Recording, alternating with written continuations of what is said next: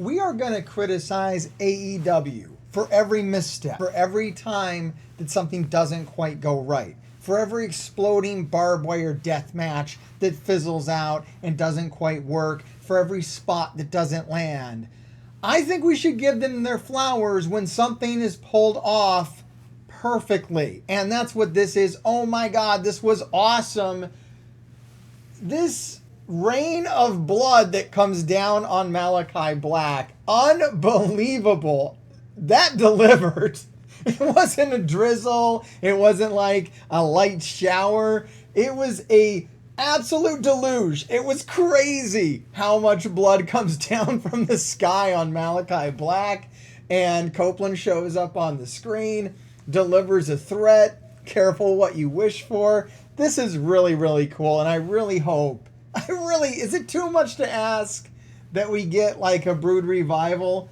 I've been out here before saying that I think that that should happen. It's something he wanted to do in WWE. It didn't happen there. Adam Copeland clearly had this like crazy idea. I want to dump, buckets of blood on Malachi Black. And they were like, yeah, how many buckets do you want? It's like all the buckets. Real graps. Love the finish too. Not just creative, but fit with the style of the match throughout. Just kick the hell out of each other with two very similar styles. It's been great to see Kyle used so much since his return, even if he is picking up losses like he did here. Makes you wonder why we don't see singles Malachi more often. I don't know what the deal is with that. I know people have talked about that a lot. Why isn't Malachi Black wrestling in singles competitions? I think if it's used too much, maybe it would get a little old. I think that he could have wrestled more at the start. I mean, he came into the company, had a big feud with Cody Rhodes. You remember that? It buried Cody Rhodes. Maybe that's why Malachi isn't used in singles so much, because we love Malachi Black. So until you're ready to put the belt on him, you might need to keep him out of singles competition because he's going to bury anybody he's against. Kyle and Malachi did great here. The kicks back and forth, the submission wrestling, the figure four, like leg lock, not a figure four like Ric Flair leg lock, but like a figure four arm lock on Kyle O'Reilly's leg was really cool to see. Just some really innovative stuff. And then, Malachi puts down Kyle O'Reilly because I think that's why you got to be careful with Malachi Black. You don't want to use him too much. You want him to be kind of unbeatable and unstoppable. People beating Malachi, it doesn't go well because the audience loves him so much. So anyone beating him kind of, runs the risk of the audience just turning on them no matter who they are, which is exactly what happened to Cody Rhodes. I think it's hilarious how negative reviews on this are like, Kyle O'Reilly shouldn't be used in this way. He's a main event guy. Like, that's what's funny about AEW. Like, every guy on the roster is a main event guy. And so when anybody loses, when Wardlow loses, Lance Archer, Miro, Kyle O'Reilly, anybody that you like, when they lose, AEW's burying them. AEW doesn't know how to book this guy. I'm like, guys, your favorite guy in the company isn't always going to win. It doesn't mean that they're getting like buried. It just means that some wrestlers are more popular than other wrestlers as much as you like them, because AEW breeds that kind of insane fandom that really likes a couple guys on the roster. Like, nobody really likes all of AEW, maybe other than me. Most people who are watching AEW are smaller fan bases. They're like the Malachi Black fan base, the CM Punk fan base, and then when he gets kicked off the show, that whole fan base leaves. Like, they're these little circles of fandoms, and they're all in there, and they all think that their guy should be pushed to the moon, and when it doesn't happen, then AEW has bad booking. That's not what's going on here, guys. It's really not. I think it's really misguided. It's a bunch of people who've never booked a wrestling match in their life trying to call out what's bad booking. Look, I honestly don't know. I don't book wrestling for a living. I don't know if it's bad booking or good booking. I know it's an enjoyable program. I enjoy watching it, and I enjoy it more when I'm not a dick insisting that the guy I like most should be the fucking champion every week. Y'all can love Danielson as much as you want, but he's not perfect. This match shows it. A main event where both man's offense looked like nothing. Was dumb ending with insanely dumb spots. It was nothing. It's one of the most forgettable matches I've ever seen. And this is what we get before a pay-per-view? Man, this was just sad to see it. It really looked like not even one spot was hit well. I guess some chops looked fine. Danielson did some kicks. It's still one of the most dull matches I've seen. Awful. I love these smart mark motherfuckers on here talking about this is the fucking go home show before the pay-per-view and this is all they can give us. Darby Allin had a fucking flamethrower. It's the main event because Darby Allin had a fucking flamethrower. Did you all see that Darby Allin had a fucking flamethrower? That makes it the main event, dipshit. How would that not be the main event? Yeah, Bryan Danielson versus Satnam Singh was not a 5-star classic for all time, but it was fucking fun. And did I mention that Darby Allin had a goddamn flamethrower? This was a classic David versus Goliath match, and it also gave us Jarrett and Lethal back on Dynamite, which is always a good thing.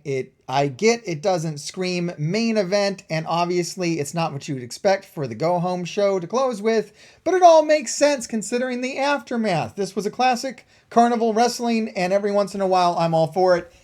That's the right take. That's the only take. That is literally the only take. These guys were having a blast. It was fucking amazing to see when Satnam Singh went down like on one knee and he was like the same height as Bryan Danielson. This is just cool shit. It is unfortunate that the table just fell apart when Dutt was setting it up and the table just collapses. But did you notice the way Danielson recovered from it? Yeah, the table fell apart, and then Danielson just pulled off a chain of moves that were unplanned, just some unscripted wrestling violence out of nowhere that looked better than any of the other shit that was going on in the match. So, like, Bryan Danielson, A+, dude. It was just a good match. Look, Satnam Singh isn't the best wrestler in AEW. He's the tallest and largest and biggest, though, and there's a place for that. There is absolutely a place for that because it turns Bryan fucking Danielson into the underdog just because of how goddamn small he is. Oh, I really loved when Satnam picked him up and then Bryan Danielson turned it into like the elbows. That was fucking incredible. Like the BCC elbows. Man, that was awesome. That's just a really cool spot. I don't think anyone else can just like hold Bryan Danielson up in the air while he elbows the shit out of them. And that's like a believable circumstance. Like, that's why Satnam Singh is really cool. That's why he's in AEW. Because he can do shit that other people just can't. Like, interesting moves are able to happen off of this guy. And then Darby Allin comes out with the goddamn flamethrower, which is just awesome. I mean, I can't say it enough. That's one of the coolest things that's ever happened on AEW. What a great episode. We had buckets of blood and flamethrowers. I'm super excited for the pay-per-view. This episode did its job. I hope this episode did its job as well and convinced you that you like Mr. Hartgrave and you want to subscribe and you want to come back every week to see what I have to say about AEW Dynamite's highest rated and lowest rated matches. I hope you also decide that you want to come over to Instagram. Believe it or not, all the content that I make on this channel is immensely more popular on Instagram for whatever reason. I don't know why, but over on Instagram, they love this crazy vampire looking motherfucker and they can't get enough of me. So I mean, that honestly, just go join Instagram and just go thank those guys for being there, because without them I wouldn't be able to do this. I'd have to knock this off because there'd be no reason. This video gets no views, this channel has no subscribers, and yeah, it's Instagram keeping everything afloat right now. It's not paying me any money, but it's keeping everything afloat. It's keeping me motivated. So go join the party over there because it ain't really happening over here. If you'd like to see it happen over here, what you can do is share this video around. Let people know this is happening. We have a positive AEW content creator over here busting his ass to make a safe space for AEW fans to talk about AEW. Do what you can to get the word out there, everybody, and keep digging. He is I, and I am him, and I'm the undisputed Trent Matt Taven. And this dork behind the camera, some Melvin told me to say, grave diggers keep on digging. Whatever that means. I am AEW wrestler and Ring of Honor tag champ Mike Bennett. And remember, grave diggers keep digging, but not the monster truck. Even though my son really likes that monster truck, I kind of like Son of a Digger, and so I'm going off on a tangent about monster trucks because my son really loves monster truck, but we're talking about the YouTube channel, so make sure, grave diggers, keep on digging, baby. So this Mark doing one happy private party, saying what up to the grave diggers, and you doing your thing, bro. Alright, like, subscribe, and watch another video, or be cursed. If you're cursed, that means the grave diggers will keep digging your graves, so you probably want to do it.